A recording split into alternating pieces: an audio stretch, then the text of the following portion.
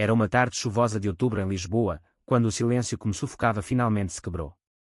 Eu, Miguel Santos, um arquivista solitário nos arquivos municipais da cidade, tinha passado 15 anos carregando o peso invisível da morte do meu irmão mais velho, Tiago. Ele era o meu herói, o confidente que me ensinava a navegar pelo Tejo em dias de sol, mas tudo acabou naquela estrada escorregadia, com o meu pai ao volante. O acidente, ou o que eu pensava ser apenas um acidente, havia destruído a nossa família como um fado triste que ecoa sem fim. O meu pai, António, um antigo pescador reformado das docas de Alcântara, nunca mais riu da mesma forma. Vivíamos em casas separadas, mas ligadas por um abismo de palavras não ditas, onde a culpa se instalava como a neblina do Atlântico. Naquele dia, o aniversário da tragédia, eu não aguentava mais o vazio do meu apartamento em Alfama, com as suas escadas íngremes que pareciam subir para o nada. Fugindo do meu próprio luto, entrei num pequeno café escondido nas ruas estreitas, um lugar onde os lisboetas se perdem em conversas baixas e pastéis de nata quentes.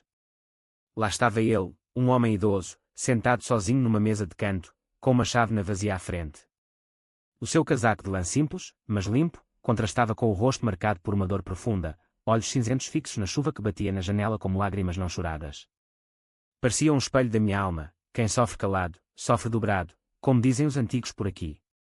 Vi-o pegar na conta, remexer num porta-moedas gasto, contando moedas com dedos trêmulos. Faltava-lhe dinheiro, e o seu ombro curvou-se numa humilhação silenciosa que me apertou o peito. Levantei-me, aproximei-me do balcão e interceptei a empregada. Pago a minha conta e a do senhor ali no canto, sussurrei.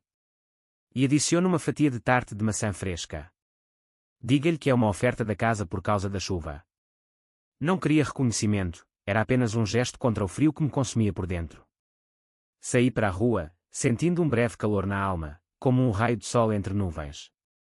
Pensei que era um momento passageiro, dois estranhos unidos por um instante de compaixão anônima. Nunca mais o veria, convenci-me, empurrando a emoção para o fundo, onde guardava todas as memórias do Tiago. A semana seguiu como um rio calmo, mas com correntes subterrâneas. No meu trabalho nos arquivos, passava dias entre pilhas de documentos antigos, nascimentos, casamentos, mortes de famílias alheias, um refúgio perfeito para alguém que se sentia um fantasma vivo. O aniversário passou com uma chamada obrigatória e awkward do meu pai. Miguel, disse ele, voz rouca como o vento do mar. Pai, respondi. Silêncio. Só para saber se estás bem. Estou, pai. E desligou. 15 anos de culpa não dita, como uma ferida que infecciona em segredo. Exatamente uma semana depois, no salão principal dos arquivos, com a sua luz filtrada por janelas altas, a minha supervisora aproximou-se. Miguel, há um senhor à tua procura no balcão. Confuso, quem me procuraria? A minha vida era um ciclo fechado, trabalho, casa, mercearia, levantei-me. Lá estava ele, o idoso do café, de casaco de lã, mas agora com uma intensidade nos olhos que me gelou. Senhor Santos, começou, voz grave e firme, nada como o sussurro frágil que imaginara. Sou eu quem deve agradecer pelo café e pela tarde. Mas não vim por isso. Ele explicou, depois de eu sair, perguntou o meu nome à empregada e passou 7 dias a investigar-me. Somos ligados por algo mais profundo que uma bondade anônima, disse, voz baixa como um segredo partilhado na calada da noite. O meu coração acelerou, um pressentimento frio subindo pela espinha. Ele tirou um recorte de jornal amarelado do bolso e deslizou pela mesa. O meu filho chamava-se Luís. Há 15 anos, esteve no outro carro. Olhei para a notícia, o acidente que arrasara a minha vida, com fotos granuladas de 2 rapazes sorridentes, o Tiago e o Luís, vítimas da mesma colisão. O homem à minha frente, o Sr. Oliveira, era o pai do outro rapaz morto. O pai de uma vítima, face a face com o filho do condutor culpado. Não entendo, gaguejei. Porquê aqui? Porquê agora? Os olhos dele arderam. Passei 15 anos a odiar o teu pai, convencido de que ele matou o meu Luís. Mas agora? Talvez tenha odiado o homem errado. Ele contou a sua história, voz carregada de uma dor que ecoava a minha. Reformado de uma pequena fábrica em Sintra, tornara-se um investigador obsessivo, vindo aos arquivos para dissecar o acidente. Relatórios policiais, artigos de jornal, processos judiciais, tudo parecia limpo demais, como um azulejo polido que esconde rachas. Cavou mais fundo, em caixas não digitalizadas, e encontrou uma página copiada de um bloco de notas de um agente, testemunha terceira, camionista chamado Ferreira, viu um sedã escuro com luz traseira esquerda partida fugir do local logo após a colisão. Testemunha não deposta. Capitão pediu narrativa simples de 2 carros. Um terceiro carro. Uma testemunha ignorada. Um relatório manipulado. A verdade surgiu como uma onda do Tejo. O meu pai, um homem simples, fora o bode expiatório perfeito para proteger alguém poderoso. Odiei o homem errado, admitiu o Sr. Oliveira, voz cheia de vergonha profunda.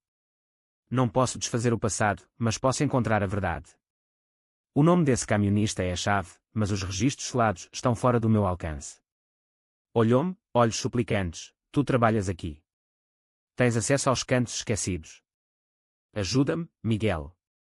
Pelo Tiago e pelo Luís. Naquele momento, vi nele o mesmo vazio que me consumia. 15 anos fugindo da verdade, e agora era convidado a mergulhar nela. Não éramos inimigos, éramos aliados. E o primeiro passo era confrontar o meu pai, no seu apartamento assombrado em Belém, para quebrar o silêncio que nos separava. Saímos dos arquivos para um território incerto, o Sr. Oliveira ao meu lado como um companheiro de jornada. A viagem até à casa do meu pai foi um silêncio pesado, 2 homens unidos por um luto partilhado, a caminho de confrontar um terceiro. Liguei-lhe, pai, vou aí.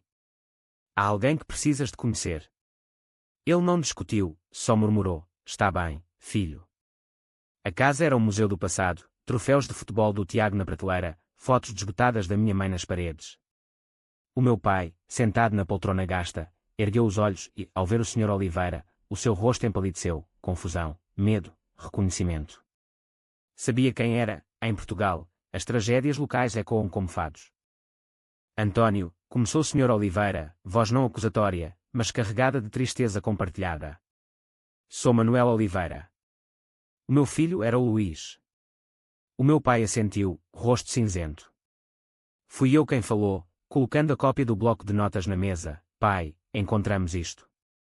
Uma testemunha que viu um terceiro carro. Viu o rosto dele tremer enquanto lia. 15 anos de culpa autoimposta começaram a rachar. As mãos apertaram os braços da poltrona, a respiração tornou-se ofegante. Pela primeira vez em 15 anos, ele falou daquela noite. Ele estava lá, sussurrou, voz quebrada como ondas contra rochas. Um sedã escuro, sem luzes. Saiu de uma estrada lateral, não parou. Eu desviei, o carro derrapou na chuva. Ouvi o metal, o vidro. E vi-o fugir, com a luz traseira partida. Porquê, pai? Porquê deixaste que te culpassem? Ele olhou-me, olhos marejados, porque não importava. Teu irmão estava morto. Eu era o pai, devia protegê-lo. Falhei. Enterrou o rosto nas mãos, e um soluço profundo encheu o quarto, um som de desespero que não ouvia desde criança. O Sr. Oliveira, que o odiara tanto tempo, aproximou-se e pousou a mão no seu ombro, um gesto de perdão, de compreensão. Naquele instante, o muro entre mim e o meu pai desmoronou. A verdade, outrora um monstro, estava à luz.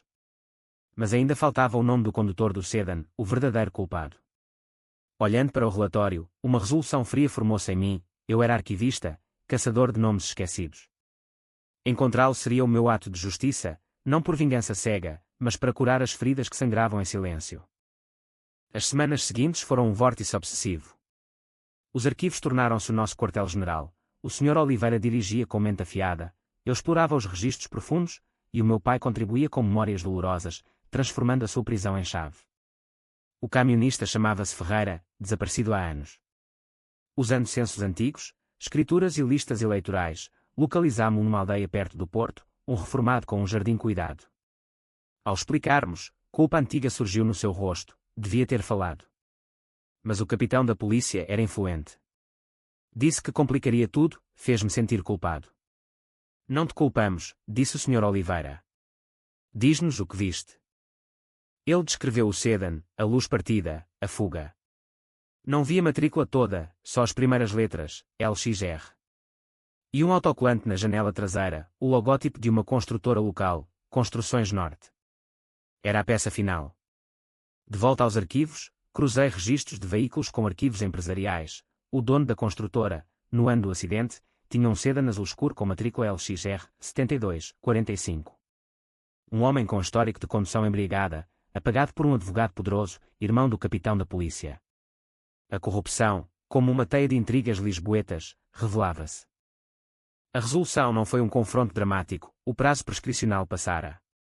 Não buscávamos vingança sangrenta, mas paz, embora o preço fosse alto, anos perdidos em ódio mal direcionado, famílias destroçadas pela traição institucional. Confrontámos o culpado em particular, um homem rico agora, forçando-o a admitir em privado, mas o verdadeiro pagamento vem na exposição sutil. Partilhámos a verdade com jornais locais, sem nomes, mas o suficiente para manchar reputações. Ele perdeu aliados, viveu isolado, pagando com o silêncio que outrora nos impusera. Numa tarde fresca de outubro, no cemitério da Ajuda, junto às sepulturas do Tiago e do Luís, agora lado a lado, por desejo do Sr. Oliveira, eu, o meu pai e ele estávamos unidos. O muro de silêncio desaparecera, substituído por uma compreensão profunda. O meu ato de bondade anónima trouxera verdade, paz a um homem atormentado, e devolveu-me o pai após 15 anos de dor. Mas o preço? Uma alma marcada pela traição, um lembrete de que a justiça, em Portugal, por vezes vem devagar, como o Tejo, mas arrasta tudo no seu caminho.